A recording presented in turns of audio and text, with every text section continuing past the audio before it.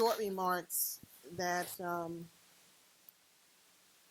that relate to what we're talking about today in terms of fighting isolation, fighting marginalization of the most oppressed in society, especially in light of the unprecedented police violence that has permeated, every aspect of life in the United States. And I sort of wanted to go back to when I was just becoming active myself, especially in the late 60s, early 70s. And so I was becoming very influenced by the Black liberation movement, and especially the Black Panthers, especially the prison struggle that was led by George Jackson and the Soledad brothers and other revolutionary, prisoners who became political, especially while they were in prison and even outside of prison. And what Ramiro raised about the extension of the liberation movements in terms of what was going on, especially on the African continent, in Latin America, in Asia, and how it's an extension of what's going on here and vice versa in terms of these important movements. Because the movements inside of this country are very much influenced by the global struggle against imperialism and capitalism, which this is what Malcolm X was talking about right before he was assassinated in 1965. And of course, the Panthers were really the greatest organizational expression of what Malcolm X stood for, especially the right to self-defense, the right to self-determination. So I wanted to talk a little bit about the rebellions against poverty that were ignited really by police violence. There was the Watts Rebellion in 1965. There was the Newark Rebellion in 1968. But also, while these rebellions were going on and while the liberation movements were going on, there was also a massive anti-war movement against the Vietnam War that was going on. But this movement as a whole was not led by revolutionary forces, whether it was the Panthers or the Young Lords or the American Indian movement or any forces like that. But it was mainly, petty bourgeois, white-led movement, which reflected a split in the bourgeoisie at the time in terms of how to deal with Vietnam. Stay in Vietnam or leave, But there was nothing tied to supporting the liberation movement that was going on in Vietnam at the time, that was led by the National Liberation Front, that was also led by Ho Chi Minh. But it was Workers' World Party through our youth group. I wanted to just give a little history.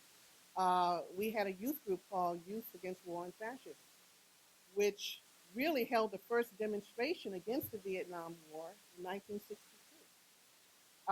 Not only to stop the expansion of the war, stop the expansion of U.S. imperialism in Vietnam, but to also support the National Liberation Movement, that the NLF had the right to fight for its liberation and to kick, the U.S. imperialism out of their country because it was committing genocidal war against the Vietnamese people. And also at the time, and this was before the growth of the general anti-war movement in this country. And also, YOF made a very conscious effort of showing that there is a direct correlation between the war against oppressed people abroad with the war against oppressed people at home. In fact, we were YOF was the first to coin Stop the War Against Black America in this country, and brought this theme and this demand to the anti-war demonstrations in Vietnam, to the massive anti-war demonstrations. And also, while a lot of the so-called white left was condemning the Panthers for being so-called ultra-left and so forth, for carrying out militant struggles against the police, and expressing the right to self-determination, we were the ones who were showing political solidarity. YOF was showing political solidarity with these important movements because they were under such um, terror. They were being terrorized by COINTELPRO, the government program that was carried out by the FBI to decimate these liberation movements, from the Panthers to the Young Lords, AIM, the Deacons for Self-Defense, and so forth. And so we felt that, to fight this political isolation that the government was heaping upon the national liberation movements, trying to,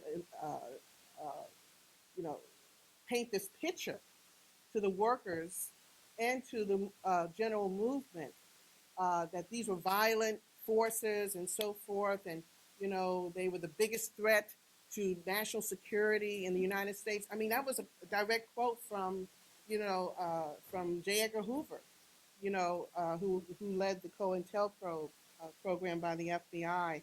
We felt it was very important to show that, that, as Larry was saying, if we allow, the government to go after these liberation movements, then who's next? It's the workers who are going to be next, or of course, the civil rights movement, the women's movement, the LGBTQ movement. So it was very important to show this type of concrete solidarity in the streets with these movements, along with explaining theoretically why it was important to show this type of solidarity, that this is part of the Leninist view of the right to self-determination, especially for the most oppressed. So this sort of brings us to what's happening with the Black Lives Matter movement now, for some 40 years later, that it's also incumbent of the broader political forces, the social forces, the unions, the civil rights movement, the anti-war movement, to show this concrete solidarity, whether it's jail solidarity or any type of support demonstrations or whatever, especially for those who are being, terrorized in the streets and being arrested in massive numbers, to show solidarity with this very important struggle of the most oppressed, who are bearing the brunt of this police violence and occupation and terror. It was just announced, and I'll end with this, that a few days ago, that almost 400 people have been murdered by the police since the beginning of the year. And who knows, I'm sure that number is even higher, because it doesn't take into account, the vigilantism, against people of color, the George Zimmermans and so forth, Black people who have been lynched, so-called, mysteriously, but this is just the police. I think it's 386 people. And it's not even half the year yet. That's almost 2 people a day who have been murdered by the police. And a fourth of those are people who had mental disabilities. So this is why it's very important, as one of the first steps to building this political solidarity, to hear the voices of young Black people who, CNN and MSNBC and so forth, they have refused for the broader audiences to hear how how young Black people are feeling about their lives right now. That they don't have jobs, that they're being terrorized, that they're being racially profiled in so many different forms in society. And so this is why I felt it was very important, in our paper, Workersville newspaper, felt it was important for us to go to Ferguson and hear these voices and bring this back to people to hear. I want to talk about the national question, but I don't want to do it in an abstract, theoretical way. I want to relate it to an urgent crisis that very much concerns the Black Lives Matter uprising. I call it an uprising because that's really what it is.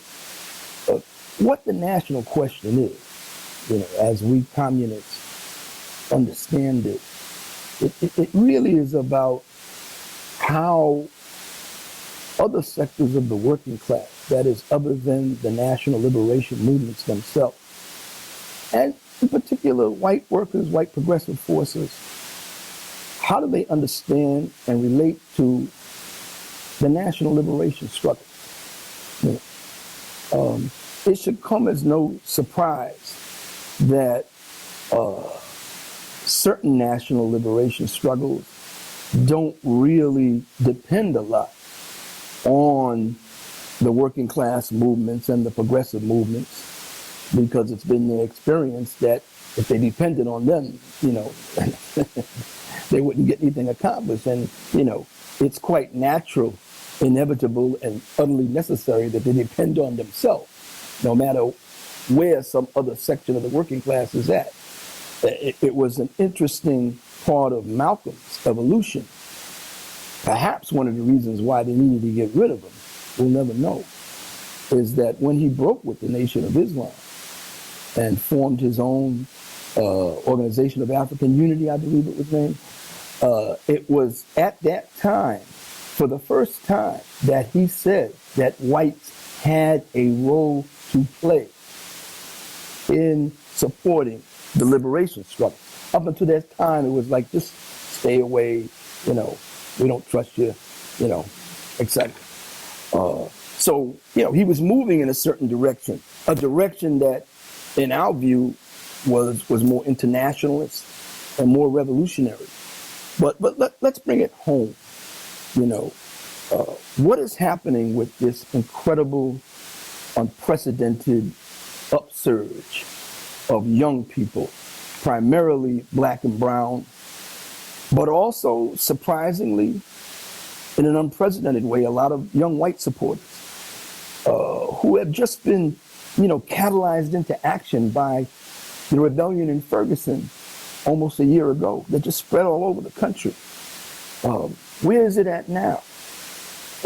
It seems as though the government and the police, I'm talking about all the police, Homeland Security, the Pentagon, whatever, FBI, you know, CIA, it seems like they and the politicians were hoping that the winter months, at least in certain parts of the country, would sort of kill the movement, push it back, bring it to an end, ebb it.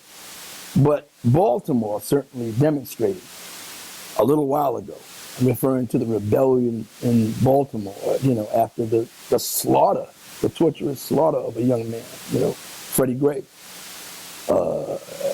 That demonstrated that the rebellion's not over. And quickly the rebellion spread beyond the boundaries of Baltimore, to New York, to Philadelphia, to the West Coast, you know. And all of a sudden, the Black Lives Matter uprising that the enemy was hoping was going away, was back in their face. And this, I think, made the enemy, or compelled the enemy, to become more serious about how it's going to deal with this ongoing rebellion. There's a reason why the rebellion is not going to stop, but I won't go into that. It has a lot to do with this phase of capitalism really being the material force behind it. You know, no jobs for black and brown youth. So what do you do with them? If you don't kill them, you put them on a train, you know, into jail, mass incarceration, you know. But it's a crisis for the ruling class. And it's a much greater crisis, comparatively speaking, than that posed by the Occupy movement, which was a crisis, and they were afraid of it. And you remember, after a few months, once the government and the political establishment got their act together, they systematically shut down those encampments. And the movement, by and large, whether it's the labor movement, whatever, did not come to their defense. The movement was too busy focusing on the next election, really. And the Occupy movement was left isolated. This is the problem with the Black Lives Matter uprising, the potential to isolate. I want to go over very briefly some of the ominous signs. First of all, they were able to carry out a curfew in Baltimore. This curfew had nothing to do with what happened on the streets that day, you know, when some of the youth were dancing on cars and so forth. This was a calculated experiment by the government And I'm certain that it was coordinated on a national level. It wasn't just the Maryland National Guard and the local police. This was Homeland Security. And they did this to see, is it easy to impose the curfew? What does it take to impose the curfew? Can they use the curfew to make mass arrests of anybody they want? Can they use the curfew to bust up demonstrations? And they did all that. They did all of those things, hundreds of people, you know. When it spread to New York, we're in New York now, so some of us remember. What did they do when we had our first big demonstration in solidarity with Baltimore? We gathered in Union Square, and the police would not let us march out. And that night, they not only arrested hundreds of people, they beat up people. They came prepared. The same thing happened a few weeks later in Philadelphia, when some of the African-American women who wanted to bring attention to women, you know, Black women's life matter, you know, were having a demonstration around that. The police attacked the demonstration, a peaceful demonstration, beating up people of all ages. Same thing happened in Cleveland a few days ago when they let this cop off who shot these two Black motorists, just massacred them. I mean, they were shot like, 150 times or something like that, you know, unarmed and so forth. You know, as soon as night came and there were protests, they were attacked. And if anybody tried to do what the Black Lives Matter Uprising did earlier, like last December, in January and November, when we took the highways, remember? We took the bridges and we tried to shut them down. No, the cops weren't having any of that. See, all under the pretense of stopping violence, and the politicians supported it. You know, go to Oakland. What have they done in Oakland? Supposedly, you know, a traditionally liberal city with a liberal mayor. They have imposed a nighttime ban on demonstrations. You cannot demonstrate at night in Oakland. And other cities are considering doing the same thing. In New York, it just became clear that the police want to make resisting arrest, heretofore a misdemeanor, a felony. And those of you who have gotten arrested at protests, they always tag on resisting arrest, you know, disturbing something and resisting arrest. So now we'll all have felonies and the potential consequences of felonies, which is big fines and jail time. And this is not coming from any municipality. This is coming from a national coordinated homeland security response with military preparation. They're setting up special strike squads to break up protests. And they're even using things like anti-terrorism pretexts. This is all very ominous. Let me wrap up this way. What's the problem? Historically, we have found that the government is more successfully able to crush these kinds of uprisings of oppressed people when these uprisings are isolated. I don't have the time to go over the many, many sad instances of this. When the broader working class and progressive, primarily white movement just sits on the side and acts like it's something happening on another planet that it has no relationship to, you know. And this is the fear that I think we should register with what's happening with the Black Lives Matter uprising. What is the rest of the movement going to do? The 1-year anniversary of Ferguson is almost 2 months away. We don't know what's going to happen. A lot of people are going to Ferguson. In a few days, some of us are going to be meeting in New York about what we might do locally. But you can be sure that the government is planning repression, either before, during, or after that. And I think that up until now, certainly the older, more traditional, established left, whether it's working class, whether it's unions, or whether it's the anti-war movement, or whether it's the environment movement, you know, perhaps I'm wrong, tell me. But they have been missing in action in terms of supporting this uprising. And that's got to stop.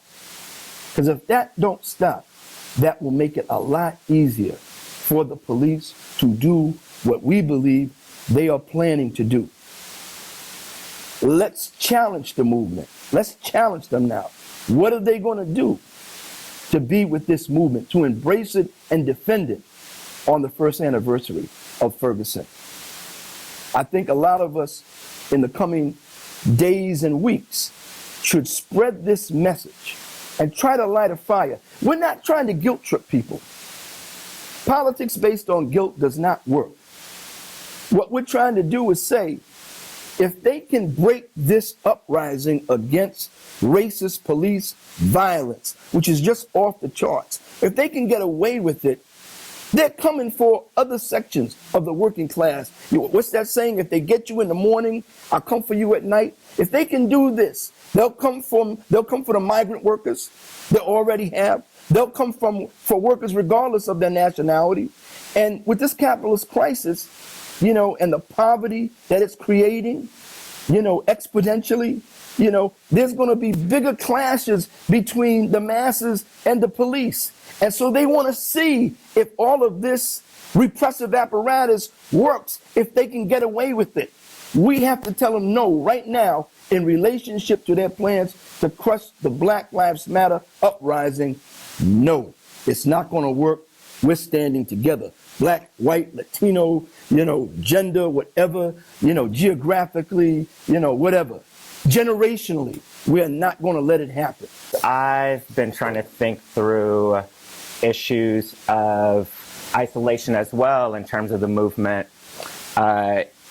related to the left, but primarily around issues of intersectionality. So important to me to this movement is the increasing or the presence from the beginning and the increasing presence of women and LGBTQ folks. So I've written some thoughts down trying to speak to that relationship of thinking through intersectionality on various levels, thinking through intersectionality in relationship to traditional left thinking, as well as what this intersectional movement is kind of saying to traditional Black liberation movements as well. So I'll just go ahead and kind of read out some of the thoughts I've had. The Black Lives Matter movement is working to vocalize and transform Black suffering, to challenge both Black respectability and white knowledges of Blackness. But it is also, in its mobilizing and organizing forms, working to reorganize bodies of knowledge, such as feminism, gay and lesbian rights, queer theory, Black nationalism, and also dogmatic Marxisms through the positionality and the praxis of bodies engaged in the Black Lives Matter movement, as well as those bodies it moves through. So while theories and politics of intersectionality are becoming more and more prominent, especially in feminist and queer spaces, I'm saying that it's actually the lived praxis of organizing and mobilizing and protesting that is breathing new fire in the potential of intersectionality. So for example, on May 2nd in Toronto, Black Lives Matter activists, in solidarity with Black Spring actions across the U.S., began their rally with Black, queer, and trans speakers. They centered their talks around the multiple ways various types of Black bodies experience oppression. When they marched, one of their chants was, "All Black Lives Matter." On Wednesday, May 20th, hundreds of participants gathered in New York's Union Square to say the names of Black women and Black girls lost to police violence. Family members of the lost spoke. When asked who would hold the deceased, the crowd responded, "We will." On Thursday, May 21st, actions across the country continued around the hashtag Say Her Name that honored Black women lost to state violence. One of the most notable actions being led by San Francisco's The Blackout Collective, where Black women blocked Market Street topless, yet wearing turbans and body paint as a means of also evoking Black ancestral traditions. In effect, really saying what happens when Black bodies move through space, right? And how are they viewed in their various kind of bodily forms in space, right? How are they desired on one level and policed and dispossessed on another level? So from spaces of social media to the street to communal spaces of organization and mobilization, Black Lives Mattering has been deeply engaged in making matter those Black bodies that have been historically not centered in forms of racial capital, but also not centered within many political movements. Bodies of Black women, queer bodies, trans bodies, masked and hoodie-wearing bodies, young bodies, unrespectable bodies. These are the bodies that are centering themselves within the movement to challenge also a cisgender, male, straight, middle-class centrism of previous Black liberation struggles.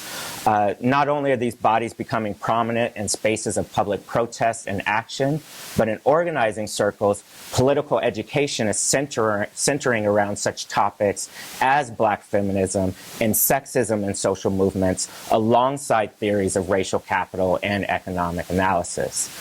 So intersectionality as a political praxis is happening from the ground up. In claiming this, though, it's also important to note that in many academic and left spaces, intersectionality has been heavily derided as a simple extension of a problematic identity politics. These critiques have often been repeated, right? The problem of essentializing identity, the problems of assuming that experiences based on identity happen across the board from body to body, and the often repeated problem of this assumed race to the bottom, or what is also known as oppression Olympics, right? So that basically whenever we add on or talk about our experiences, it's just a race to show who's more oppressed, right? But through the Black Lives Matter movement, we have a chance to rethink intersectionality, not as a mode of simply analyzing our experiences based on multiple forms of identity, but to analyze and take down the multiple structures and systems of power that produce these disparate experiences, such as premature death. Or, to better yet, to just remember that this was a lesson of multiple women of color feminisms before they were dismissed as identity politics. This is fundamentally important for the left, as it should not imagine Black bodies solely in direct relationship to the mode of production, where Black bodies are either lower on the class scale or often simply seen as the dispossessed members of the lumpen proletariat. Black feminist geographer Catherine McKittrick reminds us that Black bodies were brought to America not to inhabit or settle the land, not as buyers and sellers, but as commodities that were bought and sold, non-beings, non-consumers, pure mechanized labor. In placing life, flesh, and the dead as central to political mobilization, the Black Lives Matter movement turns on its head the often quoted cry of the Occupy movement that made race an additive. There will be no racial justice without economic justice. What would it mean to begin instead with, there will be no economic justice without racial justice? I ask this not to place race before class or reduce one to the other, but to note that the left has also been bogged down by its own Olympics of trying to prove the true source of oppression and the true source of liberation. This too has stalled our potential political action. Intersectionality may actually give us the tools to work against racism and capitalism without needing to reduce one to the other or privilege one over the other. In closing, I would just like to point to the work of Andrea Smith, whose seminal article, Heteropatriarchy and the Three Pillars of White Supremacy, showed us several decades ago that, of course, mobilizing around race, class, gender, and sexuality is fraught with danger and potential divisions, because capitalism and racism have ordered and situated our bodies differently in relationship to power. This means that our analysis and our politics must be complex and often contradictory, but definitely not reductive to one issue or one mode of power. So again, a revised thinking of intersectionality may be a way of trying to start this engagement.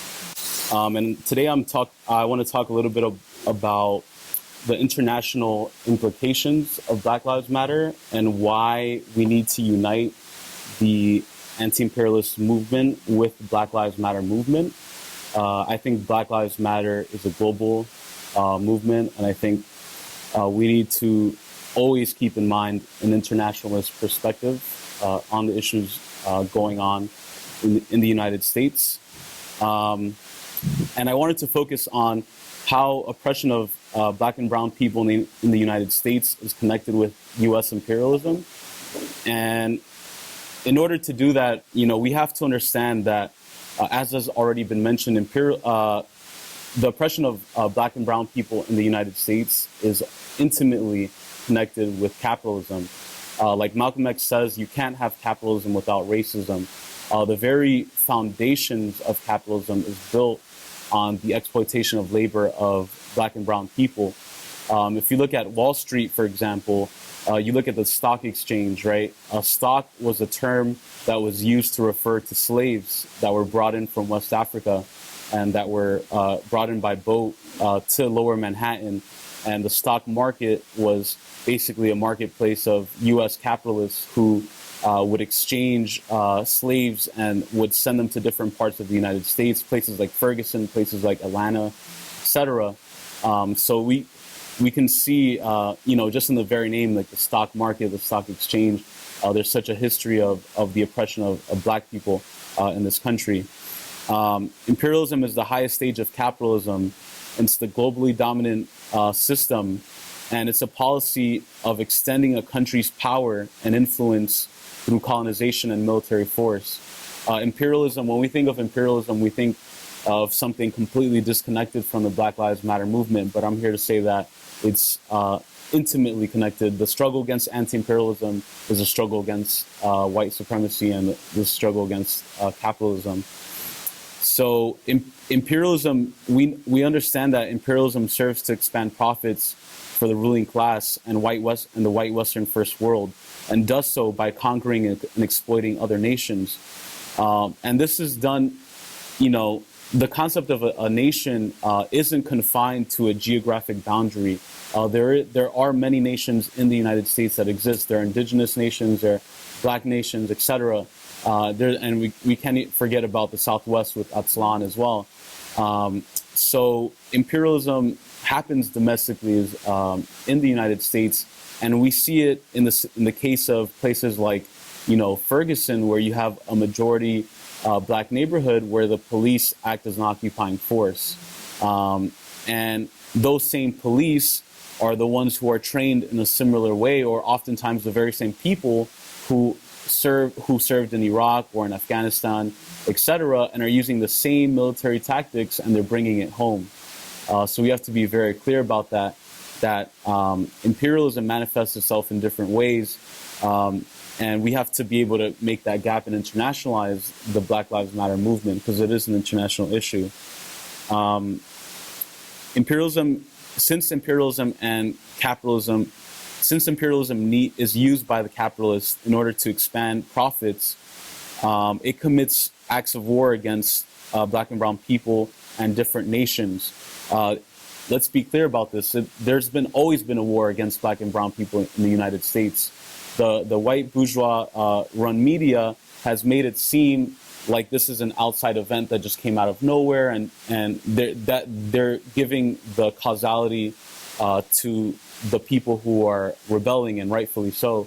However, we understand that there has always been a war against Black and brown people in the United States, and that was a reaction. It wasn't the cause. It wasn't the beginning of it. This is a reaction to centuries and centuries of exploitation against black and brown people, which is connected with the history of imperialism and United States capitalism. We see how imperialism affects the black nation internationally in many ways. You can look at Africa, and you can look at countries like, Burkina Faso and Mali and Nigeria and Ghana, etc. That their whole basis of existence as a nation was based on being anti-imperialist and fighting U.S. and European imperialism. Thomas Sankara from Burkina Faso, he was completely connected in solidarity with the Black liberation movement in the United States during the 20th century. All the Black liberation movements in Angola, Mozambique, everywhere, they were completely connected, with their brothers and sisters in the U.S. who were in the Black Liberation Army and the Black Panthers. They're hand in hand. So in Africa, we see the way that imperialism has oppressed the black nation. In the United States, domestically, we see this the same way the NGOs and the banks go into Africa and try to appraise the land and try to divide it up and see how much they can extract from it. The same thing's going on in Brooklyn, the same thing's going on in Detroit, in historically black communities, where these same institutions, the same banks and NGOs are going in and basically finding ways to divide up, carve up, and recolonize these lands, because that's the way capitalism works. It needs more profit. It needs more land to expand into. That is why we understand, as revolutionaries, as people on the left, we understand national self-determination as a form of resistance to imperialism. The Black Lives Matter movement is a form of national self-determination, because this is a way, finally, people are organizing around black liberation, and the black nation in the United States is standing up to imperialism that's happening in the United States and is determining their own future. That's what self-determination is all about. So, just to kind of sum everything up, I think most definitely the left has so much to learn about the black national self-determination, black liberation. We can't be only focusing on the economics of it. That's part of it, It's definitely part of it. But I urge everyone on the left, especially the white comrades, to just learn and take a step back and allow black people, especially women and especially LGBTQ black comrades, to lead and to show, because these are the people who are most suffering, and they're the ones who are able to best explain why black liberation is necessary. I also urge Latino comrades to get involved, to show their solidarity with Black Lives Matter, to unite, the immigrant struggle with Black Lives Matter movement. And I also think that the Black Lives Matter movement should be seen as an international movement. It's not just in the United States. Black Lives Matter in Dominican Republic, where Haitians are being, hung and lynched every day. Black Lives Matter in Honduras, where Garifuna people are being forced out of their lands by U.S. corporations. Black Lives Matter in Brazil, where millions of workers are dying and have no programs to really help them. So this is an international issue. The Black Lives Matter movement, let's not allow the superstructure to create those boundaries, like was mentioned, over what we are and what we're not. This is an international movement. So I just wanted to say ultimately that the fight against imperialism is the fight against capitalism, racism, and everything else that's oppressing us. Thank you.